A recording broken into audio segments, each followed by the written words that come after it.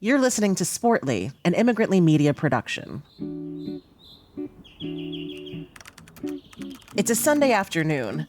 Somewhere in the U.S., an NFL game is about to kick off. And the broadcast hasn't even started yet, but already tens of thousands of fans are refreshing the same website.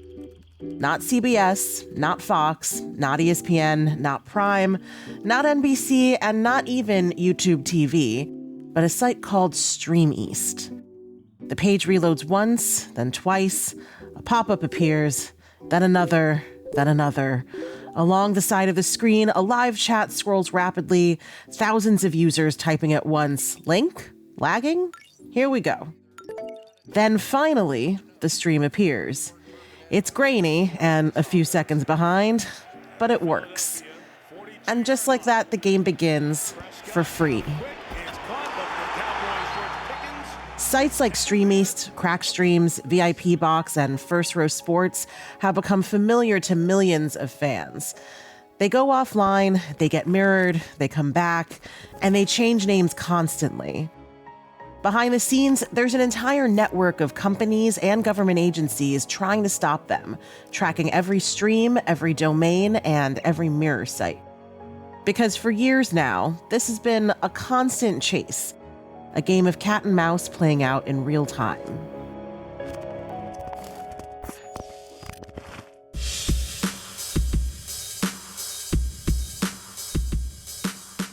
Hey everyone, it's Kavitha Davidson, and welcome back to Sportly.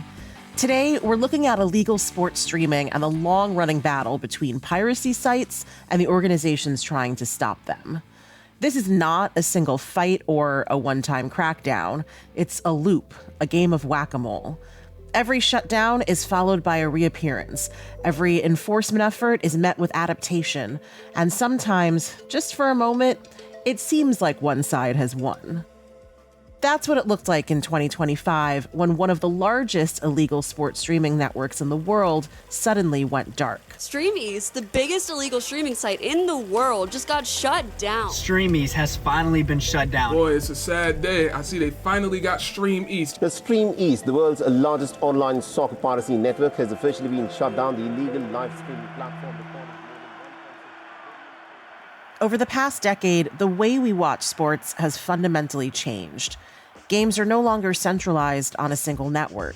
Instead, they're spread across traditional set-top channels, streaming platforms, and league-specific subscription apps. Following even one team can require multiple services, and the cost adds up quickly. At the same time, piracy has become easier, more widespread, and increasingly normalized. A 2020 study by Cinemedia found that 51% of sports fans admit to watching pirated streams at least once a month, even though 89% of those same fans already pay for some form of legal sports access. Often, viewers are subscribed to sports streaming apps in their region, but because of geo-restrictions and local blackouts, they might not be able to access certain games anywhere except on an illegal site. This detail slightly complicates the narrative. Most people assume that sports piracy thrives because people just don't want to pay to watch the games. But in some cases, piracy exists alongside legal channels, used when games are unavailable, restricted, or too hard to access or find through official channels. Your regional games are blacked out. But don't worry though, I'm here to help. Today, I'll be covering everything you need to know about sports blackouts. Hi everybody, welcome back. So how do you get around sports blackouts? Case in point, 29% of viewers admit to actually paying for their illegal sports streaming service. In 2021, Cinemedia conducted another study where they calculated that tackling global sports piracy could potentially add $28 billion of annual revenue to the industry.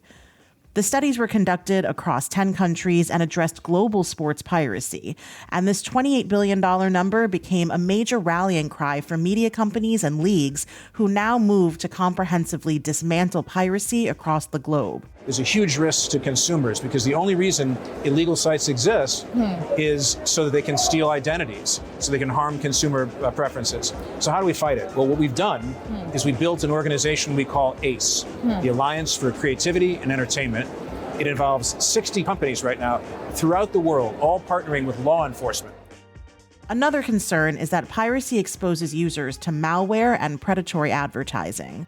Reports have linked illegal streaming ecosystems to high-risk ad networks and scam content. Some critics express concern that these sites direct users to black market porn and gambling sites. They're involved with child pornography, with illegal, drugs, with all the ills of society. But others note the proliferation of legal sports betting advertising during legitimate broadcasts since sports betting became legal in the U.S. in 2018. Ads pushing gambling and sports betting are everywhere on legal streaming sites in 2026, and they're largely underregulated, especially compared to other countries. Research has shown that exposure to legal sports betting ads is linked to higher rates of problem gambling, and sports broadcast sponsorships have normalized these in recent years.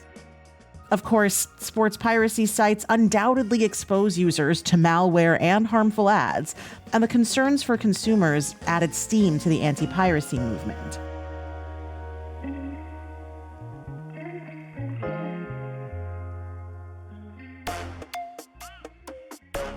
Now, most piracy sites operate anonymously and disappear quickly, but Streameast became too big to ignore, and it enjoyed baiting the authorities. In August 2024, after years of the site ignoring DMCA notices, Homeland Security's investigations conducted a 5-domain seizure. But almost immediately, Streameast launched a new mirror domain and let its users know through social media posts. So a year later, when news of other takedown attempts started floating around, regular users were unfazed. But this time, the scale was much bigger. Over 50 entertainment companies like Netflix, Amazon, Apple, Disney, and DAZN came together to form the Alliance for Creativity and Entertainment, or ACE. Before Streameast was taken down in September 2025, ACE had been tracking the network for over a year. They conducted sting operations between July 2024 to June 2025, aided by Europol, the Department of Justice, Office of the U.S. Trade Representative, the National Intellectual Property Rights Coordination Center, and Egyptian law enforcement. What followed was not a simple takedown request, but a coordinated international operation. According to reports, ACE worked alongside authorities to trace domains, follow advertising revenue, and identify the infrastructure behind the site. The scale of the piracy site's operation was massive. Streameast operated across more than 80 domains and generated over 1.6 billion visits annually. The breakthrough came when investigators connected the digital network to real individuals. Financial trails led to accounts and shell companies, including one reportedly based in the UAE that handled advertising revenue. Egyptian authorities carried out a coordinated raid just outside Cairo, targeting the suspected operators. Around 20 officers were involved. ACE announced that in a raid last month, Egyptian law enforcement officials arrested 2 men on suspicion of copyright infringement outside of Cairo and seized laptops and smartphones. They found over $6 million being laundered and an additional $200,000 in cryptocurrency. It's a huge win for the anti-piracy movement because Streameast is the king of... The arrests followed months of surveillance and intelligence gathering. And during the raid, police seized laptops, smartphones, and financial records tied to the operation. For ACE and its partners, this was a textbook enforcement action. A long investigation, international coordination, and a direct intervention targeting both infrastructure and individuals. And for a moment, it worked. Because immediately after the raid, Streameast went offline. Domains were seized, traffic disappeared, and the site that millions relied on was suddenly gone. But that didn't last too long. Streameast got shut down, but I found the next big site. I low-key don't know if I should make a video about this because I haven't had a single lag all morning long. Within days, copycat sites began to appear. Mirror domains offered the same streams under slightly altered names, and users quickly shared new links across forums and social media. On the eve of the 2025 NFL season, Streameast, the largest online sports piracy network in the world, has been shut down by law enforcement. This pattern is not new. It has played out before. Nearly 2 decades earlier, authorities attempted something similar with the Pirate Bay.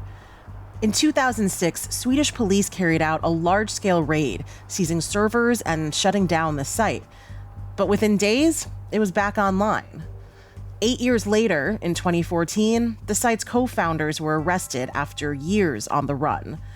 And yet, more than a decade after these arrests, the pirate base still exists in various forms. And that is the core of this story. Every time authorities shut down a site, another one appears. Every time operators are arrested, others step in. The system does not rely on a single platform or a single group of people. It is decentralized, global, and constantly evolving. Even in the case of Streameast, despite the arrests and the seizure of infrastructure, alternative sites quickly filled the void. This is what makes enforcement so difficult. The law operates in specific jurisdictions, but the internet does not.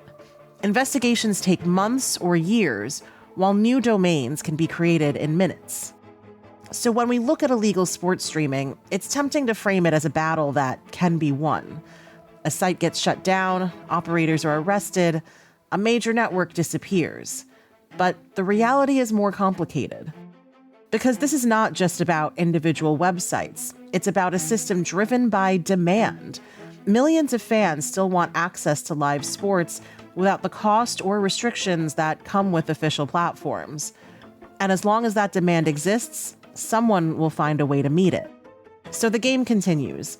A shutdown is followed by a reappearance, then another shutdown. A constant cycle of action and response, a game of cat and mouse with no clear end.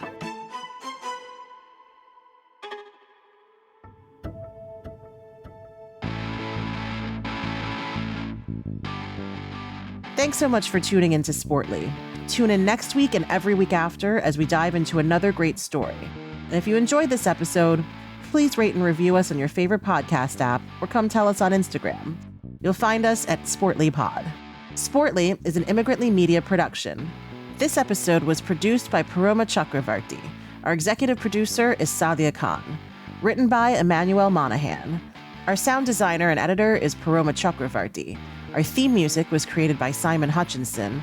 Other music by Epidemic Sound. Tune back in next week and every week after for more Sportly.